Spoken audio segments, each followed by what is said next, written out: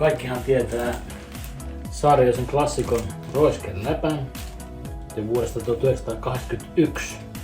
Täydellistä poikamiesruokaa, mutta siitä voi tehdä vielä täydellisempää tuunaamalla sitä itse. Nyt tehdään tämmönen perustuunaus meetbrustilla, juustolla, tomaatilla, pippurilla. Tässä on ihan täydellistä tästä ruoasta, kun pikkasen tuunaa. Eli mä oon nyt valmistanut sen verran, ottanut tän roiskeläpän pois paketista ja laittanut lautaselle.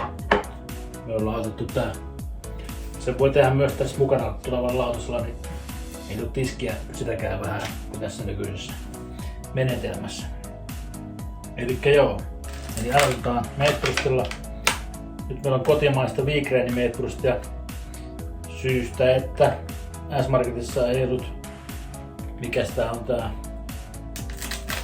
Kotivaran meetbrustia. Se on kanssa hyvä, mutta tää oli hyvä. Coop-meetbrusti on aivan hirveetä, sitä ei kannata laittaa. Se on halpaa ja huonoa, mutta ensin tämä toimii. Olen syönyt yhden tällaisen ja se oli erittäin hyvä. Eli nyt peitetään tää roiskeläpän pinta meetbrustilla. Näin. Tältä sen pitäisi suurin piirtein näyttää vaiheessa 1. Ja sitten seuraava vaihe. Tää on tomaattia. Mulla on täällä yksi erillisestä roiskeläpästä. Ja pesen tämän toisen tomaatin. Noin. Sitten vaan veitsi ja leikkuulauta. Leikataan semmosia suht ohuita siivuja. Tää tuo semmoista mehukkuutta tää tomaatti tuohon roiskeläppään ja sitten semmosen hyvän vastavoiman tuolle suolaiselle meetbrustille. Tää on erittäin hyvä yhdistelmä. Noin. Ja tätäkin tomaattia laitetaan sen verran, että se pinta täyttyy siitä oikeastaan kokonaan. Noin. Yhdestä tomaatista saa materiaalia noin 2 roiskeläppään tämmöisestä keskikokoisesta tomaatista. Nyt on kotimaisia tomaatteja, mutta toki käy puolalainenkin tai mikä maalainen voi olla. Ja sitten kermajuustoa, Oldermannia, tää oli tarjouksessa. Otin tätä. Niin se on, tältä näyttää vaihe 2 jälkeen.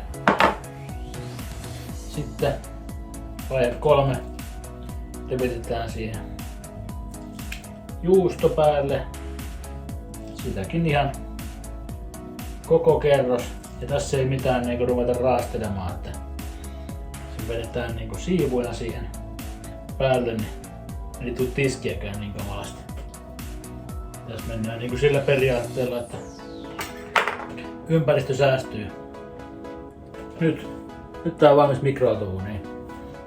Mikroaaltouunissa noin 700 wattia mikroaaltouuni 2,5 minuuttia.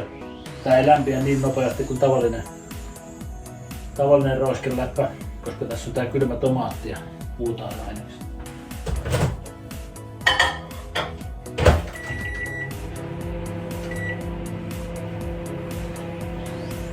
Noin, sitten vaan odotellaan.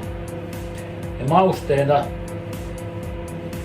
tänään siellä laitetaan pelkästään mustapippuria, mutta erittäin hyvin toimii myös tapasko, muutama tippa tapaskoa. Ja se tuo siihen hyvää makua.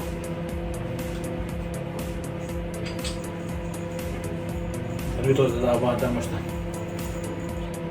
mustapippuria, mutta rouhitaan siihen päälle sopivasti.